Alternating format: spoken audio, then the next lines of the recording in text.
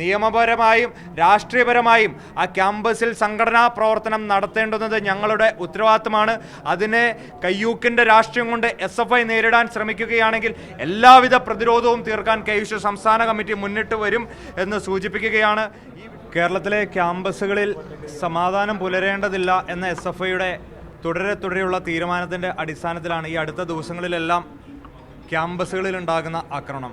നമുക്കറിയാം, ഇന്നലെ കണ്ണൂർ ITIയിൽ ഉണ്ടായ സംഭവം എന്ന് പറയുന്നത് വലിയ രീതിയിലേക്കുള്ള പ്രതിഷേധാർഹമായിട്ടുള്ള സംഭവമാണ്. 28 വർഷക്കാലമായി SFI തങ്ങളുടെ സമഗ്രാധിപത്യ കോട്ട എന്ന് വിശേഷിപ്പിച്ചിരുന്ന കണ്ണൂർ ITIയിൽ KSUവിൻ്റെ നേതൃത്വത്തിൽ ഈ വർഷം ഒരു യൂണിറ്റ് ഇടുന്നു. അവിടെ അടുക്കും ചിട്ടയുമുള്ള സംഘടനാ പ്രവർത്തനങ്ങൾക്ക് തുടക്കം കുറിക്കുന്നു. അങ്ങ് ആ സാഹചര്യത്തിൽ അതിൽ വിറളി പൂണ്ടുകൊണ്ട് ആ ക്യാമ്പസിൽ SFI എന്ന് പറയുന്ന സംഘടന മാത്രം മതി, ഏക സംഘടനാവാദത്തിലേക്ക് ആ ക്യാമ്പസിനെ മുന്നോട്ട് നയിച്ചുകൊണ്ട് KSUവിൻ്റെ സംഘടനാ പ്രവർത്തനത്തെ തുടക്കം മുതൽ അതിൽ അക്രമത്തിൻ്റെ അല്ലെങ്കിൽ കയ്യൂക്കിൻ്റെ രാഷ്ട്രീയം കൊണ്ട് നേരിടാനാണ് SFI തീരുമാനിക്കുന്നത്. ഒക്ടോബർ മാസം അവസാനം KSUവിൻ്റെ യൂണിറ്റ് സെക്രട്ടറിയെ SFI യൂണിറ്റ് പ്രസിഡന്റും യൂണിറ്റ് സെക്രട്ടറിയുടെ നേതൃത്വത്തിൽ ആക്രമിക്കുന്ന ഒരു സാഹചര്യം ഉണ്ടാകുന്നുണ്ട്.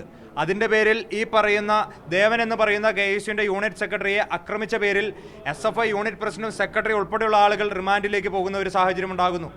തുടർന്ന് ആ ക്യാമ്പസിൽ KSUവിൻ്റെ കൊടിമരമിടുമ്പോൾ അതിനെ പിഴുതു കളയുന്ന സാഹചര്യത്തിലേക്ക് മുന്നോട്ട് പോകുന്നു. ഇന്നലെ ആ ക്യാമ്പസിലേക്ക് കടന്നു ചെന്ന KSUവിൻ്റെ ജില്ലാ പ്രസിഡന്റും സംസ്ഥാന ഭാരവാഹികൾ ഉൾപ്പെടെയുള്ള ആളുകളെ, യൂണിറ്റ് പ്രസിഡന്റ് റിബിൻ ഉൾപ്പെടെയുള്ള ആളുകളെ വലിയ രീതിയിലേക്ക് കായികമായി കയ്യേറ്റം ചെയ്യുന്ന SFIയുടെ രാഷ്ട്രീയം. എന്ത് രാഷ്ട്രീയമാണ് SFI കേരളത്തിലെ വിദ്യാർത്ഥി സമൂഹത്തോട് പറയുന്നതെന്ന് ചോദിക്കാൻ KSU ആഗ്രഹിക്കുകയാണ്. തങ്ങളുടെ കൊടിയിൽ സ്വാതന്ത്ര്യമെന്നും ജനാധിപത്യമെന്നും എഴുതി വയ്ക്കുമ്പോൾ അവരുടെ ക്യാമ്പസുകളിൽ മറ്റ് സംഘടനകൾക്ക് പ്രവർത്തിക്കേണ്ടതില്ല എന്ന തരത്തിലേക്കുള്ള ഒരു നിർവചനത്തിലേക്ക് SFI എത്തിച്ചേരുന്ന ഒരു സാഹചര്യം നമുക്കറിയാം. കേരളത്തിലെ ക്യാമ്പസുകളിൽ കഴിഞ്ഞ 2 മാസക്കാലമായി തുടർച്ചയായി KSUവിൻ്റെ നേതൃത്വത്തിൽ ITI ക്യാമ്പസുകളിൽ സമരം നടക്കുകയാണ്. വിദ്യാർത്ഥികളുടെ ശനിയാഴ്ച പ്രവൃത്തി ദിവസവുമായി ബന്ധപ്പെട്ട് SFI എന്ന് പറയുന്ന സംഘടനയെ ഒരിടത്ത് പോലും കാണാനില്ല. ഒടുവിൽ ശനിയാഴ്ച പ്രവൃത്തി ദിവസം എന്ന ഒരു നിലപാടിൽ നിന്ന് കേരളത്തിലെ സർക്കാർ പിന്നോട്ട് പോകുന്ന സാഹചര്യത്തിൽ കേരളത്തിലെ വിദ്യാർത്ഥി മനസ്സ്, ITIയിലെ വിദ്യാർത്ഥി മനസ്സ് KSUവിന് അനുകൂലമാകുന്ന ഒരു സാഹചര്യമായിട്ട് മുന്നോട്ട് പോവുകയാണ്. നോമിനേഷൻ കൊടുക്കാൻ കടന്നു ചെല്ലുന്ന വിദ്യാർത്ഥികളെ ആക്രമിക്കുന്ന ഒരു സാഹചര്യം. ഈ വിഷയത്തെ വളരെ ഗൗരവത്തോടു കൂടിയിട്ടാണ് KSU സംസ്ഥാന കമ്മിറ്റി നോക്കിക്കാണുന്നത്.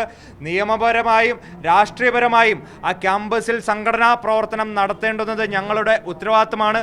അതിനെ കയ്യൂക്കിൻ്റെ രാഷ്ട്രീയം കൊണ്ട് SFI നേരിടാൻ ശ്രമിക്കുകയാണെങ്കിൽ എല്ലാവിധ പ്രതിരോധവും തീർക്കാൻ KSU സംസ്ഥാന കമ്മിറ്റി മുന്നിട്ട് വരും എന്ന് സൂചിപ്പിക്കുകയാണ്.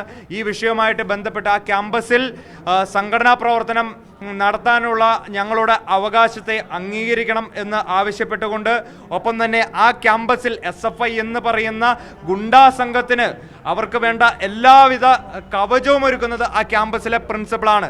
പ്രിൻസിപ്പൾ SFIക്കാരനേക്കാളും DYFIക്കാരനേക്കാളും CPMകാരനേക്കാളും നിലവാരം കുറഞ്ഞ തരത്തിലേക്ക് ആ ക്യാമ്പസിലെ പ്രിൻസിപ്പൾ SFIക്ക് വേണ്ടി വിടുപണി ചെയ്യുന്ന ഒരു സാഹചര്യം വലിയ രീതിയിലേക്കുള്ള പ്രതിഷേധാർഹമാണ്.